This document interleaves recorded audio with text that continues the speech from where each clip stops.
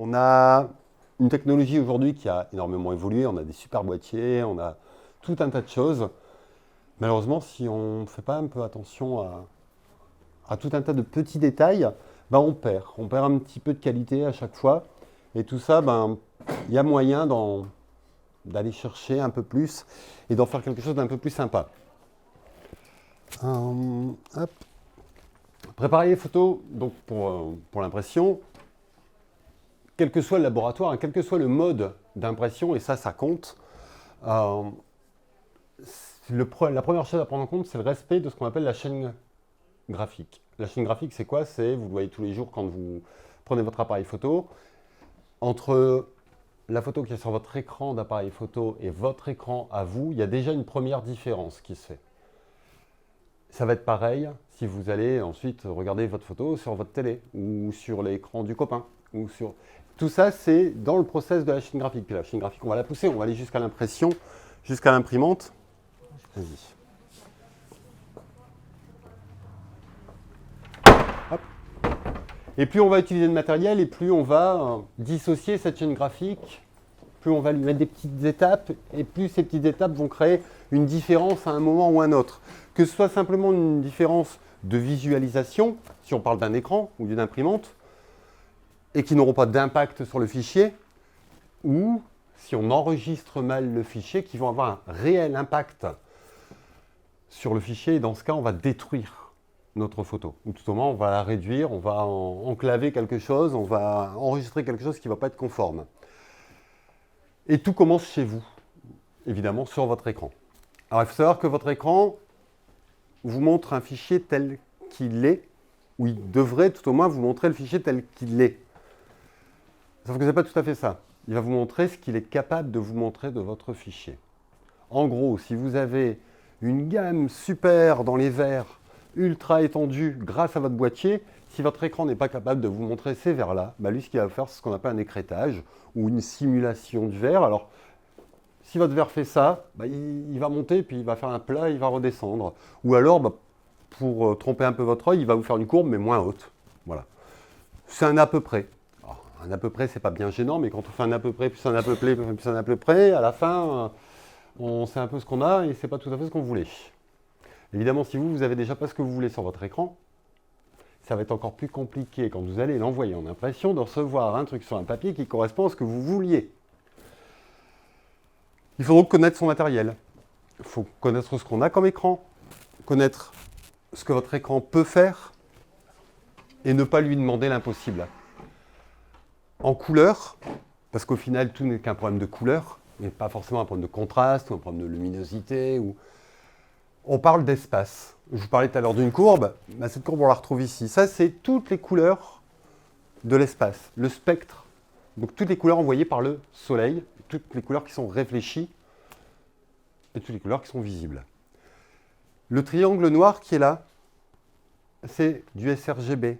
C'est l'espace qu'on va dire l'espace minimum. Ce que l'appareil fait au minimum, ce que l'écran est censé faire au minimum. Je dis bien censé parce que si on prend un MacBook, on va être loin du compte. Si on prend un téléphone ou un iPad ou une tablette, on risque d'être loin du compte aussi.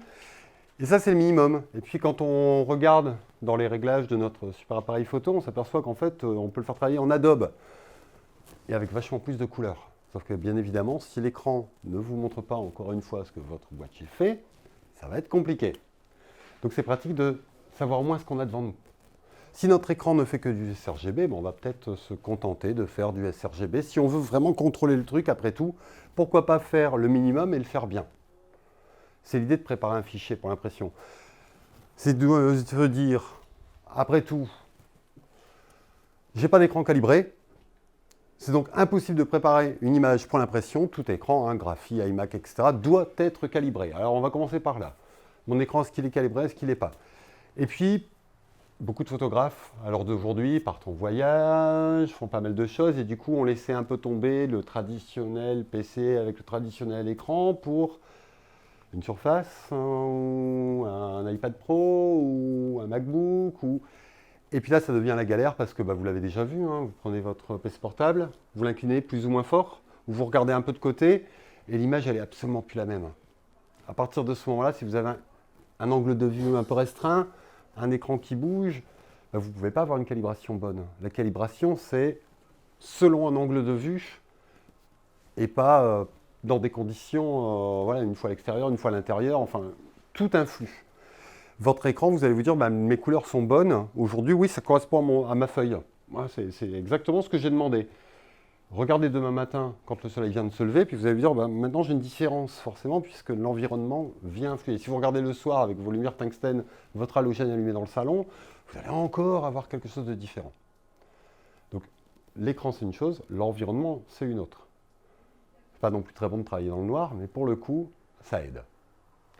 Essayez de s'isoler un peu des lumières extérieures et de tout ce qui fait le problème. Alors quand on parle de calibrage d'écran, bien souvent les photographes me disent « Oui, mais j'ai déjà acheté un appareil, j'ai déjà acheté une optique, j'ai un 504 chez moi, j'ai mis 10 000 € et ça m'embête de remettre encore ouais, un appareil. Qui parmi vous a un réflexe numérique? Ça fait beaucoup de bras quand même. Vous avez une bonne optique, je suppose, pour la plupart, qui a une bonne optique? Voilà. Qui a plus de 1000 € dans son sac? Une sonde, c'est moins de 100 €. En fait, en règle générale, c'est le prix de votre sac. C'est à peu près ça. Si je ne me trompe pas, le prix d'un sac photo, ça monte vite à 100 €. Et une sonde, c'est à peu près ça. Sauf que le sac protège votre matériel, mais il ne vous aidera pas à faire une bonne photo. Alors que la sonde, elle va vous permettre de voir ce que vous avez fait, de voir correctement ce que vous avez fait, parce que la photo, c'est avant tout un partage. C'est avant tout la restitution d'un moment et la restitution de quelque chose de, voilà, soit qui vous tient à cœur, soit un souvenir, soit on rentre dans l'artistique et on a envie de faire quelque chose de différent. Mais dans tous les cas, il faut pouvoir restituer. Ça ne sert à rien de faire la photo si c'est pour la laisser dans la carte mémoire. La sonde, ça a un impact et ce n'est pas un impact négligeable. La capacité, tout à l'heure je parlais de la capacité de l'écran. Quand on parle de la capacité de l'écran, bien souvent, j'entends des photographes me dire « Moi, tout va bien, j'ai un iMac ». Et bien souvent, à ce moment-là, il y a mes messieurs qui disent « Oh là, alors là, on a le début des ennuis ». Sur un écran, qui parmi vous est sur un Mac, quel qu'il soit? On n'a qu'une personne, deux. Sur Mac, à l'inverse des écrans classiques, vous pouvez régler la luminosité. Vous avez des petits carrés, 10 petits carrés. Sur un écran classique, on règle la luminosité de 0 à 100%. Bien souvent, on peut me régler de demi%, demi%, ce qui veut dire au minimum 100 échelles de valeur, au mieux 200. Et vous en avez 10. Alors forcément, si on prend un iMac 2011 et qu'on veut le mettre correctement en luminosité, ben essayez, mais vous devez être à 3 carrés et demi, ce qui est super compliqué avec un iMac, puisqu'on a soit 3 carrés, soit 4 carrés. C'est de moins en moins conçu pour la photo, sauf si évidemment on lui rajoute un bon écran à côté. Ça va de soi. Donc du coup, pour avoir un bon écran, ben, il faut déjà un écran qui permette de régler le contraste, la luminosité, et puis au top, un écran qui permet de régler la température de couleur par des systèmes de canaux où on règle un peu plus de rouge, un peu plus de vert ou un peu plus de bleu. Tout ça accompagné à la sonde, parce que la sonde par elle-même ne fait pas tout. Il faut aussi pouvoir appliquer les réglages que la sonde demande.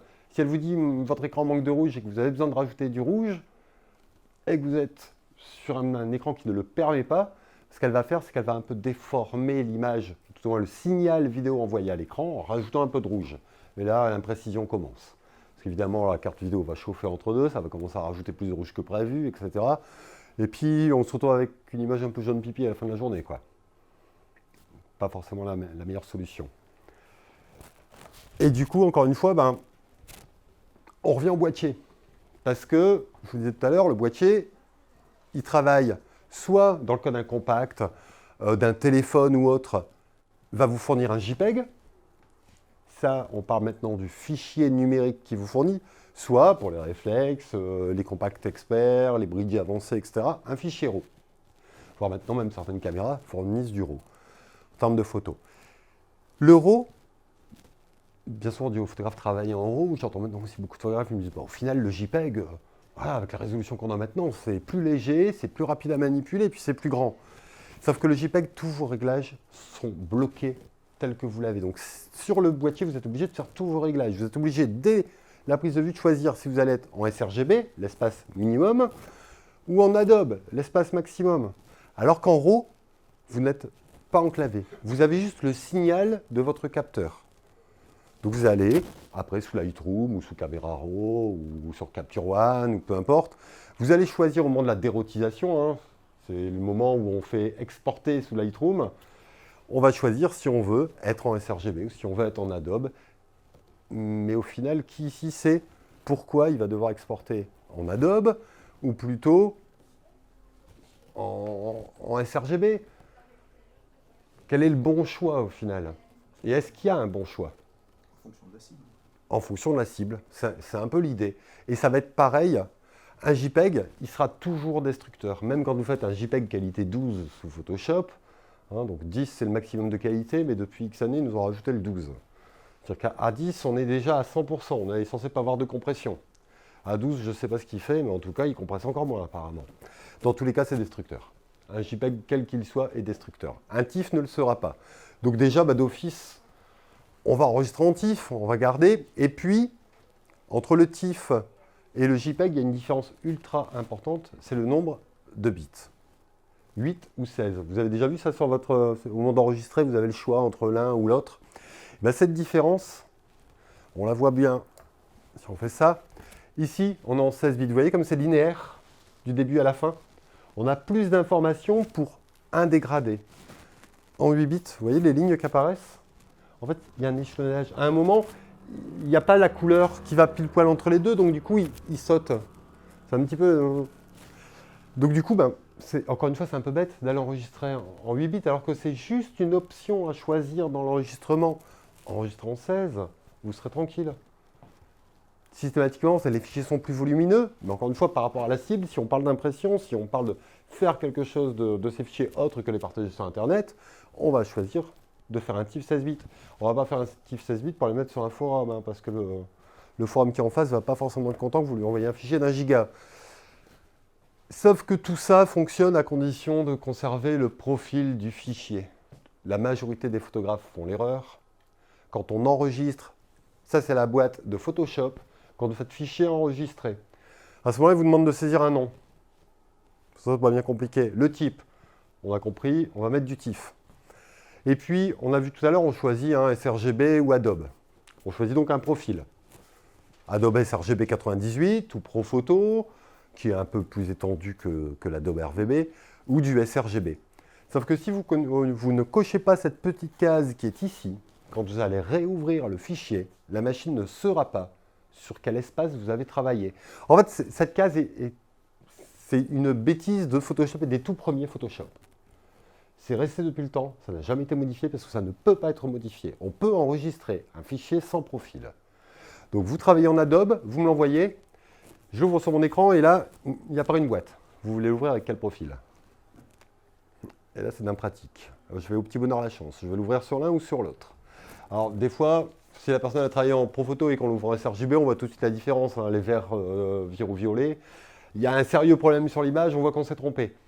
Mais s'il y a une petite différence entre Adobe et sRGB, on ne la voit pas, cette différence. Et du coup, on va avoir une photo qui va être peut-être un peu moins saturée ou un peu plus saturée, ou des couleurs qui vont avoir un tout petit peu viré. Mais comme on ne connaît pas, si votre interlocuteur ne connaît pas la photo d'origine, il ne verra pas. Donc, il ne faut pas oublier d'aller cocher. Et en cochant, ce qu'on fait, c'est qu'on va mettre le profil dans le fichier TIFF. On va bien noter, en gros, hein, dans le truc, à ouvrir avec tel truc. Quand la personne va l'ouvrir, automatiquement, ça va l'ouvrir dans le bon profil. Des petites choses sur lesquelles il faut faire attention. Et puis, quand on parle d'impression, il y a un moment, il va falloir choisir le type de laboratoire. Et là, vous avez tellement de choix aujourd'hui avec Internet. Hein, on ouvre n'importe quelle page Internet. Et tous ces laboratoires, qui ne sont pas tous égaux, on a la sublimation. La sublimation, c'est du film de couleur qu'on chauffe pour atteindre et reporter une couleur sûre. C'est ce qu'on utilise pour les t-shirts. C'est ce qu'utilisent toutes les bornes. Vous savez, les bornes que vous voyez à Auchan, etc., et qui vous font du 10-15 vite fait, bien fait. Et bien là, ils vont utiliser 3 couleurs. C'est même pas du CMJN, c'est du CMJ. Ils utilisent du cyan, du magenta, du jaune, et avec ça, ils vous font toutes les couleurs que vous voulez. Enfin, ou presque. Et là, on n'atteint pas du sRGB, hein. On est sur un espace ultra réduit, on n'a même pas de noir. Donc pour faire un noir, on est obligé d'utiliser les 3 couleurs. Sauf que comme on est sur une superposition sur un seul et même papier de 3 couleurs, en fonction de la lumière environnante, votre noir, il va prendre plus ou moins une petite couleur, bien souvent une couleur cyan. puisque c'est la couleur qui est posée en dernier. Donc la lumière vient taper, puis on voit un peu de cyan dans le noir. L'impression directe sur support. Là, on rajoute une couleur. On rajoute une lettre dans la série, on rajoute le noir. On va avoir du noir, du cyan, du magenta, du jaune. Et avec tout ça, une machine va directement imprimer sans papier sur un support rigide. Ça fonctionne. C'est relatif. Alors, c'est quelque chose qui tient le choc, on va dire. Ça va dehors, c'est très pratique. C'est ce qu'on utilise en fait en sérigraphie pour faire les enseignes de magasins, par exemple. Vous voyez ? Si on ne colle pas le nez dessus, c'est pas trop mal. Le problème de ces techniques-là, c'est que le noir, le cyan brille, alors que les autres couleurs ne brillent pas. Donc du coup, on a des tirages qui brillent plus ou moins par endroits. Enfin, briller. Voilà. On a l'impression qu'il y a des sortes de petites paillettes dans certaines encres. Et puis, bah évidemment, quand on travaille qu'avec 4 couleurs, on n'a pas un panel de couleurs ultra étendu. On n'est pas dans de la super photo, on reste dans de la sérigraphie. Ensuite, on passe au colorant. Le colorant, c'est ce que vous avez chez vous. Chez vous, vous avez une imprimante classique à jet d'encre. Pour certains, cette imprimante, elle a 4 cartouches à l'origine, mais s'il y a la mention photo dessus, vous pouvez en avoir 8, voire 12, si c'est une HP. Et le colorant, bah, c'est du solvant, hein, n'importe quel solvant avec du colorant qui a été mis à l'intérieur. Le solvant va s'évaporer. Une fois posé sur le papier, il restera le colorant sur le papier. C'est pratique, mais évidemment, comme c'est du colorant, bah, si vous exposez ça en plein soleil, il ne vous restera pas grand-chose au bout du compte. Ça n'est jamais que du colorant. Ça ne craint pas grand-chose, ça ne va pas trop bouger avec de l'eau, ça ne va pas trop bouger avec l'humidité, etc., puisque bah, ça bouge plus avec un solvant qu'avec de l'eau. Et en dernier, ce qu'on va bien souvent appeler sur Internet ou le fine art, on monte en gamme, on est sur le pigmentaire. Alors, le pigmentaire, c'est différent, on ne va pas utiliser 4 à 12 couleurs, mais 8 à 12 couleurs, voire 16 pour les nouvelles machines qui vont arriver. Et là, on va utiliser quoi? On va utiliser du cyan clair, du magenta clair, du jaune, du noir, tout un tas de gris différents. Et puis, pour les machines Canon, du RGB. RGB, vous vous souvenez tout à l'heure du triangle et de ce qu'un écran est capable de faire. Un écran, il ne travaille pas en cyan, etc. Il travaille en rouge, en vert et en bleu. Il ne travaille pas en magenta et en cyan. Donc, c'est ces 3 petites lettres qui vont venir permettre de faire un rouge ou un vert. Au lieu d'aller chercher par mélange un vert, donc on va aller avoir des petites nuances. Vous vous souvenez tout à l'heure de l'échelle qui est crétée, on va éviter ce genre de choses. On va avoir des dégradés un peu plus lisses, des petits détails un peu plus forts, une saturation qui va permettre de monter un peu plus fort, peu importe le type de papier, et ainsi de suite. Et là, en fait, on est sur de l'eau. On va envoyer de l'eau sur le papier, avec des paillettes de pigments à l'intérieur, ou chez Epson, des paillettes de pigments dans une bulle de silicone pour pas qu'elles s'agglutinent l'une à l'autre. L'eau s'évapore, et il reste toutes ces petites paillettes de pigments sur le papier. Et comme c'est une paillette de pigments, c'est des minéraux, ça ne bouge pas. Ça va rester, vous pouvez le laisser en plein soleil. Les constructeurs parlent de 60 ans, de 90 ans, d'un siècle. Évidemment, on n'a jamais le recul nécessaire pour savoir combien de temps ça va tenir, mais en tout cas, ça tient. J'en ai chez moi qui datent, et ce n'est pas des choses qui bougent. L'influence du papier, puisqu'on parlait justement de papier et d'envoyer quelque chose. L'influence du papier, c'est ce qui fait tout. Tous les papiers ne sont pas égaux. Et bien souvent, vous vous retrouvez sur Internet, sur un site, à me dire, bon, alors maintenant, il faut que je choisisse entre un mat et un brillant. Ça, vous avez que 2 choix. Ça ne va pas être trop compliqué. Vous avez le choix entre un brillant qui va faire l'effet de miroir, ou un mat, ou si vous mettez une photo super saturée, ça ne va peut-être pas forcément marcher parce que vous n'aurez pas la saturation, la profondeur des noirs que vous escomptiez. Et du coup, en règle générale, pour faire un peu plus simple, on a les papiers semi-mat, les barités brillants et les brillants en règle générale qui ont une gamme colorimétrique et une gamme de contraste plus large que tous les autres papiers. Ils sont meilleurs, mais quelquefois ils sont peut-être un peu trop contrastés, un peu trop meilleurs, peut-être un peu trop incisifs. Quand on cherche quelque chose d'un peu doux, c'est pas forcément le papier qu'on va aller chercher. Et là, c'est une histoire de goût, d'envie, de photos à l'origine. Il y a des papiers qui marchent avec certaines photos, il y en a d'autres qui marchent avec d'autres photos, puis il y a des papiers qui marchent pour une photo, il y a 10 papiers qui vont fonctionner, autant brillant qu'en noir, ça dépend de ce que le photographe veut. Qui peut le plus, peut le moins, si on prend en compte qu'on part avec des fichiers RAW, etc., qui n'intègrent pas de profil par rapport aux JPEG et aux TIFF, et qu'on part du principe que les JPEG, on l'a vu tout à l'heure, sont bloqués dans un truc, on va pouvoir, avec un TIFF à large gamme, Adobe 98, si on l'a enregistré en Profoto ou en Adobe 98, donc dans ce grand triangle, on va pouvoir à un moment enregistrer un petit JPEG pour partager sur un forum avec un petit triangle, donc avec un petit espace de couleurs. Par contre, à l'inverse, si on a enregistré dans le petit triangle, on peut enregistrer dans le grand, mais en réalité, on a toujours les couleurs du petit, hein, donc ça ne sert à rien. Si vous avez dégradé, réduit à un moment la qualité de votre image, vous ne pourrez pas la récupérer. Sauf si évidemment vous avez le RAW. Auquel cas, vous pouvez repartir de zéro puisque c'est du non destructif. Hop. La résolution du fichier, ça ne fait pas tout. C'est pas parce que vous achetez un boîtier avec 50 millions de pixels que vous pouvez faire n'importe quel crop dans l'image, garder un tout petit truc de votre image et dire bah, c'est bon, j'ai acheté le dernier 5D, j'ai 50 millions, donc moi c'est fini, j'utilise plus de 500, je vais prendre un 20 mm et puis je vais faire que des recadrages dans toutes mes images. Si je vous le dis, c'est que je le vois. Je le vois régulièrement, ce genre de choses. C'est pas forcément possible de faire un 60-90 correct à partir d'un fichier fortement recadré ou provenant d'un appareil de faible qualité. Pour cela, il y a un indice, les DPI. Vous avez tous ici entendu parler de DPI à un moment ou à un autre, pour ceux qui sont amateurs de photos d'une façon ou d'une autre. Si je vous dis, il faut combien de DPI pour imprimer, vous allez me répondre? Ça dépend. Bon, généralement, on me répond 300. Voilà, 300, c'est ce qu'on répond tout le temps, c'est faux. 300, on parle d'un tirage à main. Alors, les DPI, c'est quoi? Les DPI en français, point par pouce, ça veut dire que si on regarde ici l'écran, un écran a des DPI tout comme un papier, tout comme n'importe quel système de restitution. Ici, si on regarde de près, là dans le F, je vois plein de petits points, c'est les pixels. Et bien, si je les compte, que je prends une règle et que je mesure 2,54 cm, je peux vous dire que sur 2,54 cm, j'ai 10 points, donc j'ai 10 DPI. J'ai 10 points par pouce. Un pouce, c'est 2,54 cm. Donc, à cette résolution, le projecteur projette autant de résolution. C'est marrant parce que là, on a 10, alors que si on lit sur le truc, il écrit 1080. Oui, on envoie 1080, sauf que d'autre côté, on a quelque chose qui a été agrandi. C'est exactement pareil pour le papier. Tout dépend de la taille. Tout dépend de ce que vous allez en faire. Du coup, si vous prenez un truc que vous allez tenir à la main, vous allez coller sur votre nez, bah oui, il en faut 300. Parce qu'on est là juste devant le nez et que ça serait moche de voir les petits points l'un à côté de l'autre. Mais si on est sur un 60-40 qu'on va accrocher au mur, 150, ça suffit largement. Et si on parle d'un 60 par 90 qu'on va accrocher au mur, et donc plus le tirage est grand, plus on est censé circuler, hein, on est censé, j'ai bien dit, parce que ce n'est pas toujours le cas, encore une fois, mais en 60 par 90, 100 dpi va permettre de sortir quelque chose.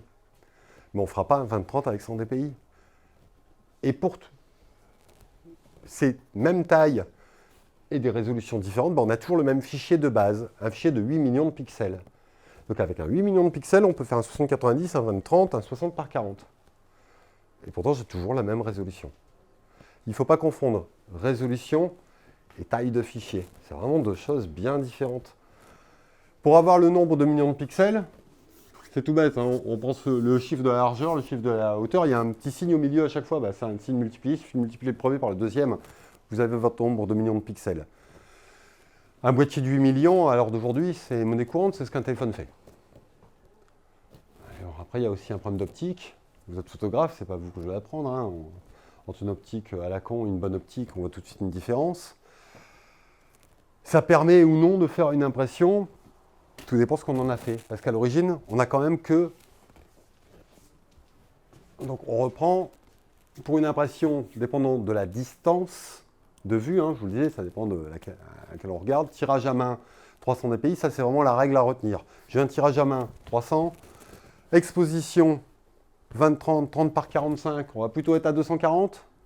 C'est vraiment la règle à retenir. 300, 240, 180, 150, 120. On réduit comme ça. Et en fait, ça va dépendre de la taille. Et ça, c'est les chiffres pour avoir quelque chose d'optimal. On peut descendre un peu en dessous, on peut monter au-dessus, ça c'est jamais un problème. On peut se permettre de descendre un peu. Mais là, ces chiffres-là, vous avez vraiment quelque chose qui va être parfait. Ça ne sert pas à grand-chose d'aller chercher quelque chose de plus. Si vous prenez ça, au final, vous allez vous apercevoir que votre appareil, oui, il fait vachement plus. Il fait forcément plus que ça, d'origine. Donc, ça vous permet un petit recadrage. Un petit recadrage. Parce que votre optique, quand vous la vissez sur votre boîtier, elle vous envoie une image sur votre capteur. Elle vous envoie un cercle. Ce cercle, il fait 36 mm.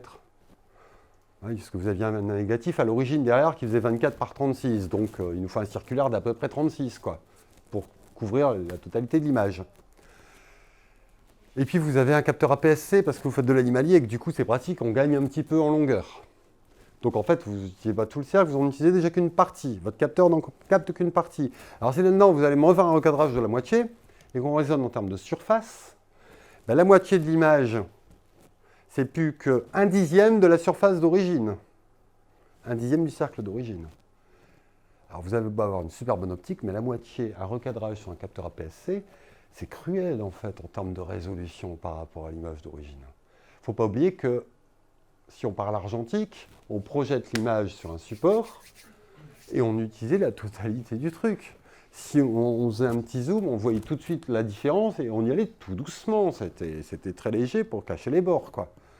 C'est pas parce que c'est du numérique qu'on peut y aller à volonté. C'est le plus gros problème avec l'impression. Et du coup, en résumé, soit vous avez un boîtier qui fait du JPEG, soit vous avez un boîtier RAW. Est-ce que chacun sait ce qu'il a comme boîtier là-dedans? Un réflexe fait les deux. Votre téléphone portable fait que du JPEG. J'ai pas encore vu de téléphone portable faire du RAW, mais il fait des RAW. Hein, bah, voilà. Le mien, il ne le fait pas. Voilà.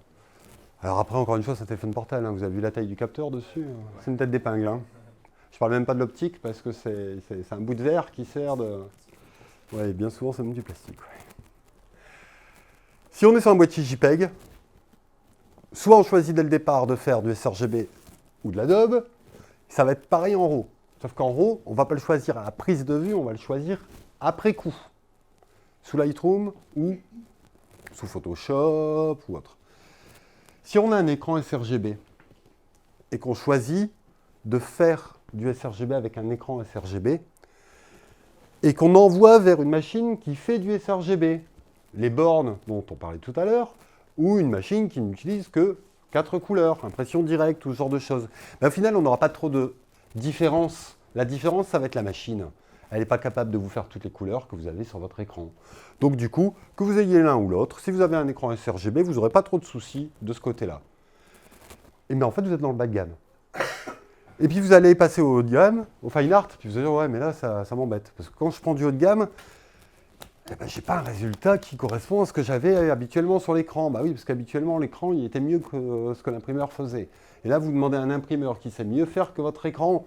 Donc, il faut savoir que si vous avez un écran classique, un écran qui n'est pas graphique, à partir du moment où vous allez faire une bonne impression, vous aurez toujours une approximation.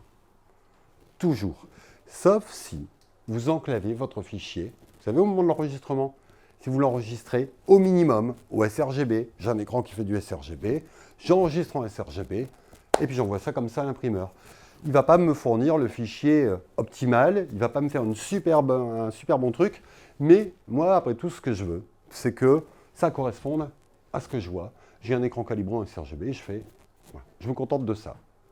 Par contre, si vous avez un écran Adobe, donc un écran graphie, et puis tout à l'heure on parlait du prix d'un sac et du truc et du machin, qui connaît le prix d'un écran qui permet de voir toute la gamme Adobe 98 à l'heure d'aujourd'hui? 2000 €. Oui, vous en êtes bien loin. Chez Dell, un Ultra Sharp 100% 98, ça vaut 400 €. 400 € en comparaison de ce que votre sac fait. Cette semaine, cette semaine, c'est 420 € l'Ultra Sharp. Après, si vous voulez un écran 30 pouces, évidemment, ce ne sera pas ce prix-là. Hein. Je parle d'un 21,4 pouces en Ultra Sharp. Il faut du 100% Adobe 98 et vous voyez enfin ce que votre boîtier vous fournit. Quoi. Vous êtes sur quelque chose de nickel. On est sur une dalle mate, on n'a pas de problème de reflet, ça repose la vue. Et encore une fois, si on compare au prix d'une optique, c'est quoi? C'est même pas le prix d'un 35 mm, quoi, au final, 400 €. On parle de photo. Et quand on parle de photo, malheureusement, l'argent, il est vite derrière, hein, il nous court après, parce qu'une optique, ça vaut cher, un boîtier, c'est pas donné. Et quelquefois, plutôt que de se faire plaisir avec le plus gros boîtier, il vaut peut-être mieux prendre une gamme en dessous et s'équiper d'une sonde et d'un bon écran. C'est bien souvent la meilleure solution.